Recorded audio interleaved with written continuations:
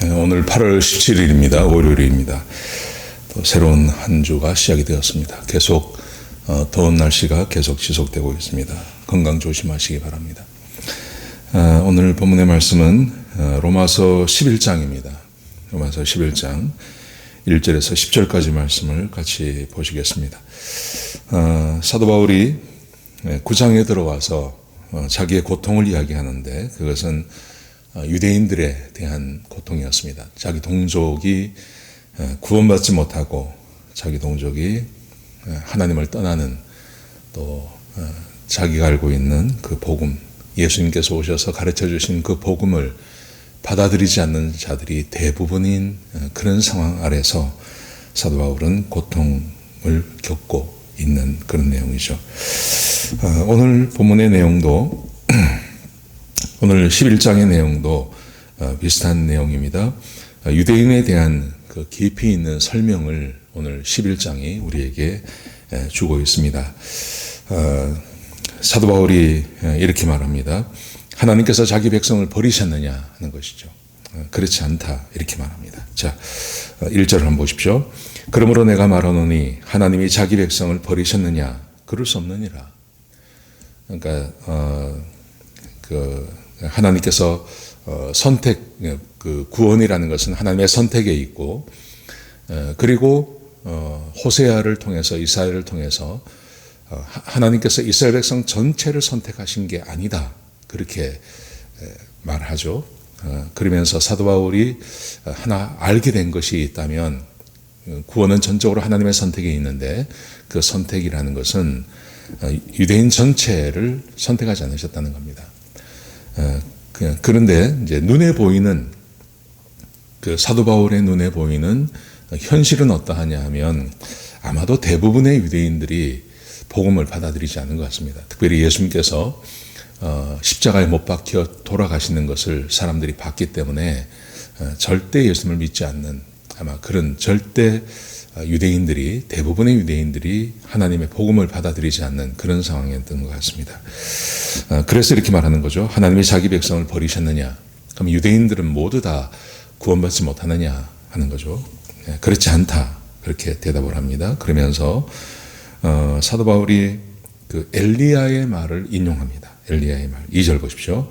하나님이 그 미리 아신 자기 백성을 버리지 아니하셨나니 하나님께서 버리지 않으셨다. 그러면서 엘리야의 말을 인용합니다. 너희가 성경이 엘리야를 가리켜 말한 것을 알지 못하느냐? 그가 이스라엘을 하나님께 고발하되 주여 그들이 주의 선지자들을 죽였으며 주의 제단들을 헐어버렸고 나만 남았는데 내 목숨도 찼나이다 하니.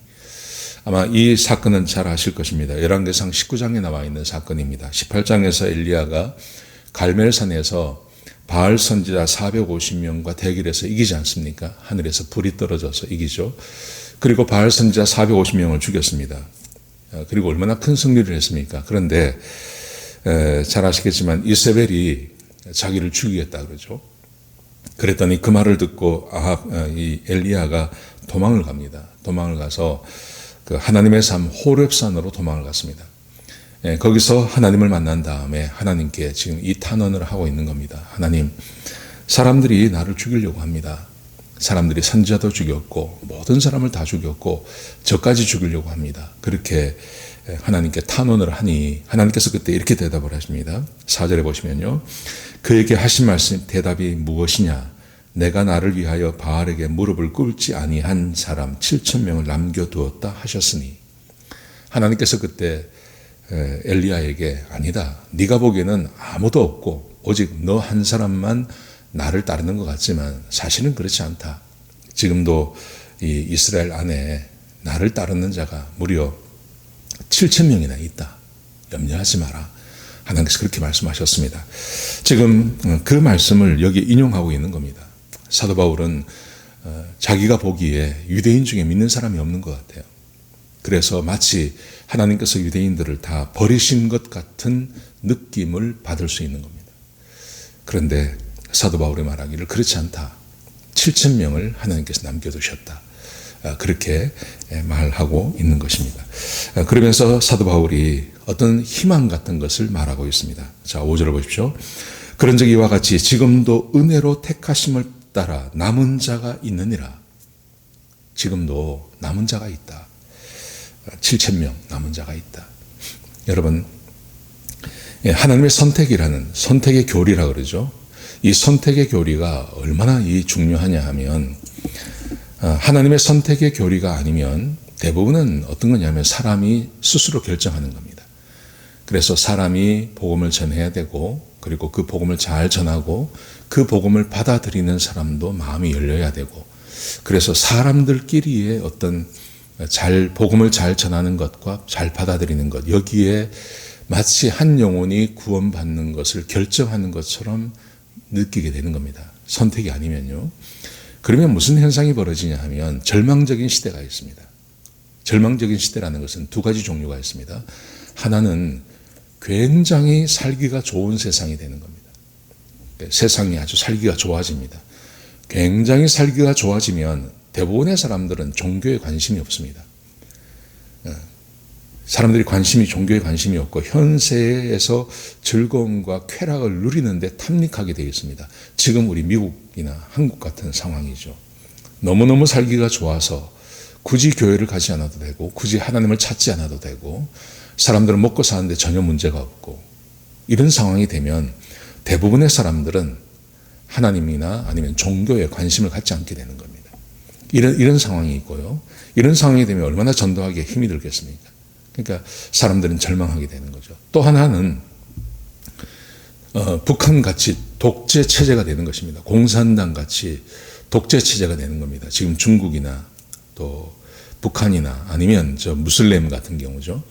그런 경우에는 도저히 복음을 전할 수 있는 상황이 아닙니다. 그런 세상을 바라보면서 얼마나 절망을 하겠습니까? 그런데 이제 희망을 보는 것은 뭐냐 하면, 자 보십시오.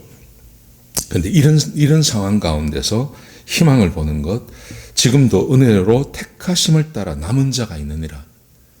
미국이나 한국처럼 이렇게 복음을 전하지 않아도, 복음이 없어도 살 것 같은 세상 안에서도 하나님께서 택하심을 받은 사람들이 분명히 있고, 그 다음에 북한이나 중국 같은, 무슬림 같은, 이란이나 이런 데도, 사우디아라비아 이런 땅에도 하나님께서 택하신 사람들이 있다는 겁니다.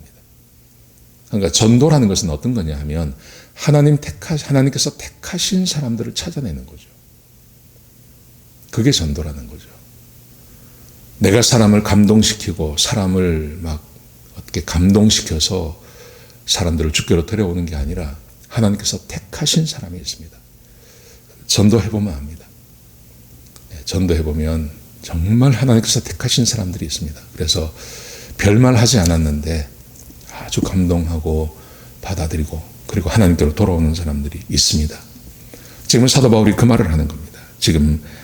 지금도 이런 절망적인 상황 아래서도 은혜로 택하심을 따라 남은 자가 있느니라. 하나님께서 택하셔서 남은 자가 있기 때문에 절망할 필요 없다. 지금 사도 바울이 희망에 대해서 이야기하고 있는 것입니다. 6절을 보십시오. 만일 은혜로 된 것이면, 하나님께서 택하셔서 은혜로 택하심을 받았다면 이 말이죠.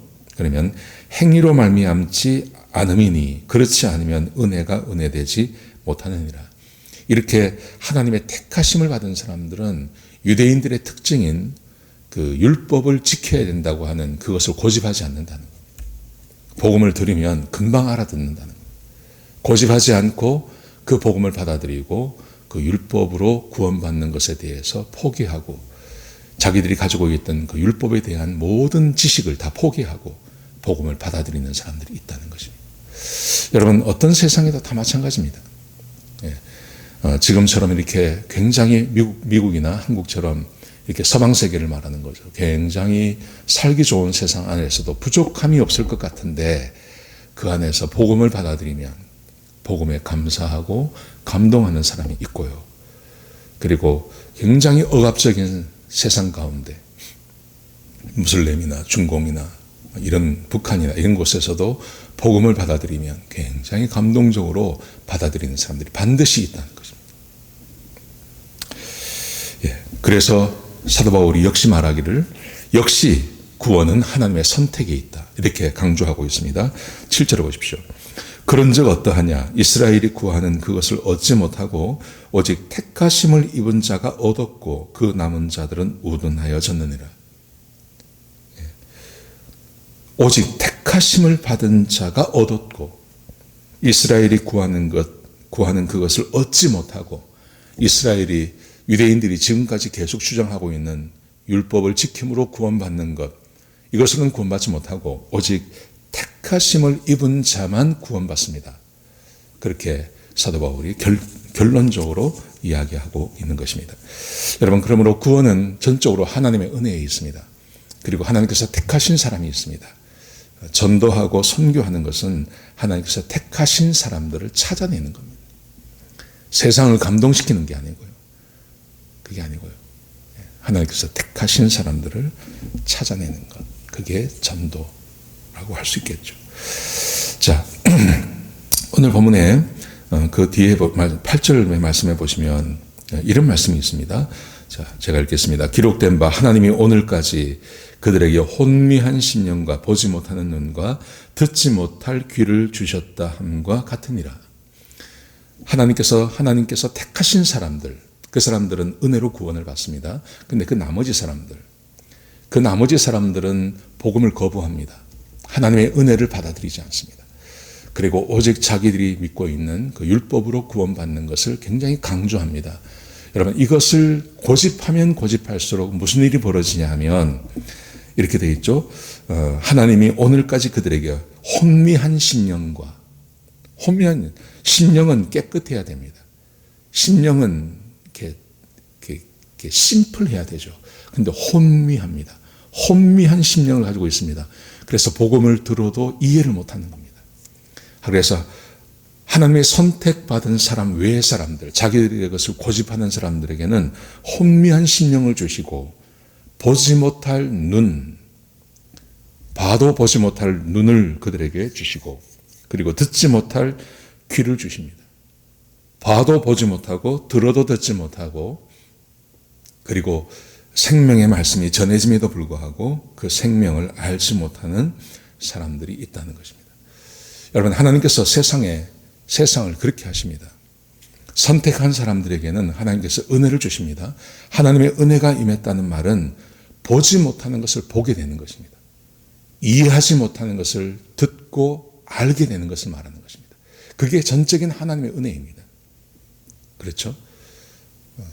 깨끗한 심령, 아주 심플한 심령을 주셔서 복음을 받아들이고 보지 못하던 것을 보게 되고 이해하지 못하는 것을 들을 수 있는 그런 귀와 눈과 심령을 하나님께서 열어주십니다.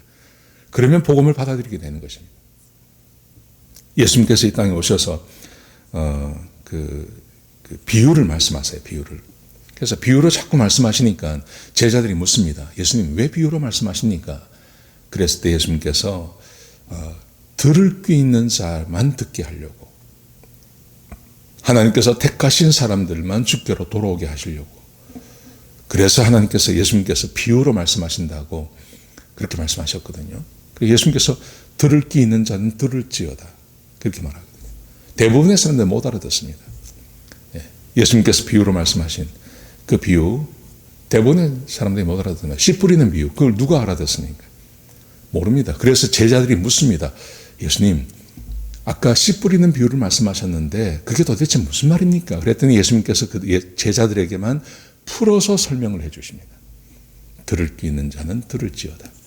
여러분, 그러므로 우리가 하나님의 말씀을 들으면서 이게 이해가 되고 마음에 받아들여지는 게 얼마나 큰 축복인지 모릅니다. 세상에서 많은 학문을 쌓고 했다고 해서요, 이 성경이 이해되는 거 아닙니다. 오늘 우리가 새벽에 나와서 지금 아침에 이 말씀을 듣는데 이 말씀을 들으시면서 이해가 된다. 그렇구나. 하나님께서 유대인들 가운데 모든 사람을 다 버리신 게 아니라 그 중에 한 7,000명을 남겨놓으셨구나. 그렇구나. 전도라는 그런 거구나. 내가 그렇게 누군가를 구원하려고 해도 안 되고 어떤 사람도 쉽게 구원받는 게 그게 하나님의 선택이 있구나. 이게 이해가 되어지는 것. 그리고 성경 전체가 눈으로 들어오는 것. 이게 얼마나 큰 은혜인지 모릅니다. 이게 하나님의 선물입니다. 그런데 세상 학문과 세상에 돌아가는 이치에 대해서는 누구보다 잘 아는 사람이 성경에 대해서는 의심만 자꾸 생겨요. 질문만 나와요. 받아들여지고 은혜로 흡족한 마음이 생기는 게 아니라 답답한 마음이 생기고 자꾸 질문이 나오고 왜 그러냐고 왜 그러냐고 왜 그럴까요? 왜 그런 일이 벌어질까요? 하나님께서 은혜를 베푸신 사람들에게는 보지 못하는 눈이 열리는 겁니다. 듣지 못하는 귀가 들어지게 되는 겁니다. 혼미한 심령이 깨끗하게 되는 겁니다. 그런데 여전히 자기의 것을 고집하고 복음에 대해서 의심하는 자들에게는 하나님께서 귀를 막으십니다. 눈을 보지 못하게 하십니다. 심령이 혼미하게 하십니다. 그래서 복음을 알지 못한다. 그렇게 말씀하시는 거죠. 오늘 사도 바울이 자기 유대인들 가운데 특별히 그 아주 절망적인 상황, 거의 대부분의 유대인들이 복음을 믿지 않습니다. 그때 하나님께서 그에게 엘리야의 말씀을 기억나게 하시면서 7,000명 내가 남겨놨다. 염려하지 마라. 그래서 사도 바울은 거기서 희망을 보고 있는 것입니다. 여러분, 우리도 이 세상을 살아가면서 절망적인 세상을 바라보면서 절망하실 필요 없습니다. 이 가운데 어떤 세상에도 하나님의 사람들이 있기 마련입니다. 하나님께서 일하십니다. 절망하지 마십시오. 그리고 내가 그 7,000명 안에 들어갔다는 것에 대해서 감사하시기 바랍니다. 같이 한번 기도하시겠습니다. 아버지 하나님, 귀한 말씀 주셔서 감사합니다. 하나님께서 우리를 선택해 주시고 하나님의 택함 받은 자로 세워주시니 감사합니다. 하나님, 이 세상을 바라보면서 절망하지 않게 하시고 하나님께서 여전히 이 세상의 주인이심을 고백하며 믿는 자가 없는 것 같은 이 세상 가운데 하나님의 백성들이 있다는 것을 기억하며 하나님이 여전히 세상의 주인인 것을 바라보고 살아가는 주의 백성들 되게 하여 주옵소서. 오늘 하루 더운 날씨가 계속되는데 우리 성도님들 지켜주시고 보호해 주시고 어디에 있든지 건강하게 하여 주옵소서. 주님이 동행하여 주시옵소서. 감사합니다. 예수님의 귀하신 이름으로 기도드렸습니다. 아멘.